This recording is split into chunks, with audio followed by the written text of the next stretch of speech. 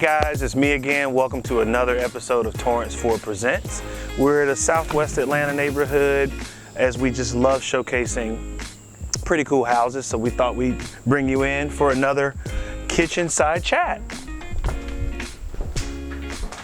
One of the things we wanted to talk about today was essentially something of what you should be asking your broker or learning from your broker. With being in the real estate industry, it's always imperative that you always have guidance right there, no matter what length of time you've been in the business, to really carry your business to that next level. Make sure you ask your broker about their past successes, their past struggles. Find out if they can shadow you on appointments or even jump on the phone with you while talking to clients. It's super helpful to get a different perspective on how you may sound on the phone, whether you sound pushy or you're not driving the conversation further enough.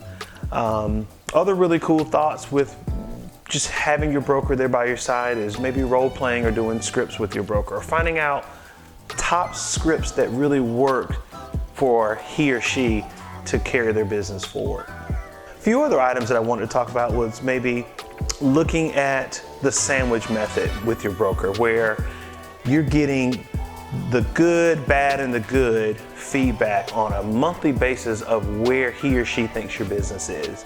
I used that method in years of coaching swimming, and I thought it worked really well. And it's something that I think each of us can use in our business, whether with us getting constructive criticism just on driving our business forward. Last but not least, I think it's always important to ask your broker, what are some outside of the box things that we could be doing? It's COVID-19, we've heard that, but business is still moving.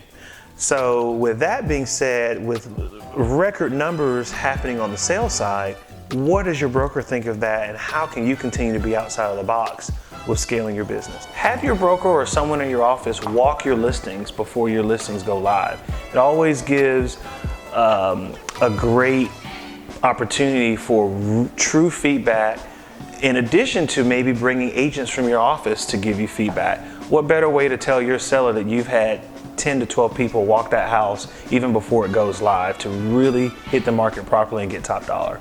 So just wanted to offer one final tip, and we'll see you on the next episode.